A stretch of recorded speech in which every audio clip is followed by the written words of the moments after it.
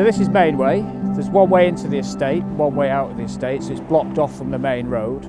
All the apartments and maisonettes are this side of the busy main road and this side of the river, and we're here today to go and meet Joe, who's the estate manager from the council.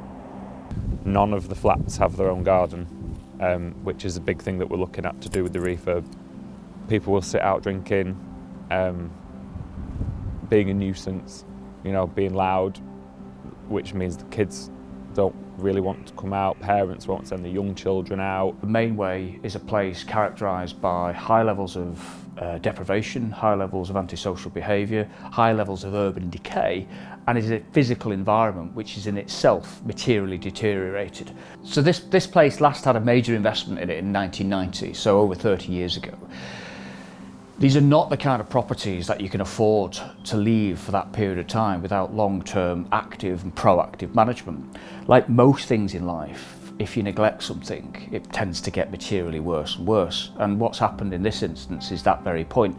The buildings have been neglected, the space in between has been neglected, and we're now dealing with a community which feels itself has been neglected, and to some extent that's absolutely true.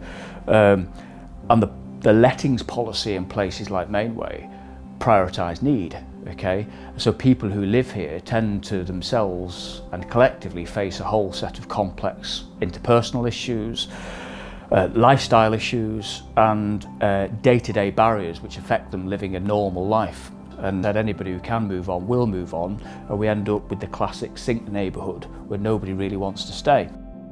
There's a lot of good people on the estate, and it's like, I've spoke to people and they've said, if it was made safer, more secure and stuff like that, people would stay on here if there was more for the children, but there's just nothing good about it. We know that Mainway is now seen as a place of last resort for our council housing tenants. So residents with families and young children, they'll take a property with the hope and aspiration to move somewhere else. So we haven't got that community within Mainway. We've got a slightly settled older community that have been here, some of them since the 1960s when the properties were first built. But much of the population now on Mainway is very much transients and people who require quite a bit of support to maintain their tenancies. Successive budgets which have created austerity measures have meant that the capital investment available to local authorities like Lancaster has been in very short supply.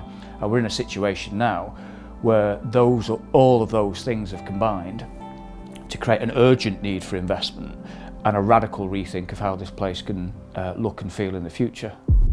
I like to keep myself to myself. I'm not stuffy, don't get me wrong. I don't know if you get the local paper here. There's always something happening on Mainway. There is, honestly, getting attacked in one way or the other. It's like a community centre. I don't think so. That's my opinion. Well, from the beginning of this project, I just want people to come forward and say what they'd like to see, and for as much as the money can afford, to get as close to that as we can and give people a home to be proud of, so that when the kids are coming home from school and bringing a friend for tea, that they don't have to walk past a horrible communal staircase to get to their nice home. So they don't feel embarrassed about where they live, that they're proud of who they are and where they're from. There isn't a local authority that doesn't have an estate like Mainway. And actually the buildings themselves, with imagination, with good architecture and good design, can be quite creatively repurposed in a much more deeply sustainable way.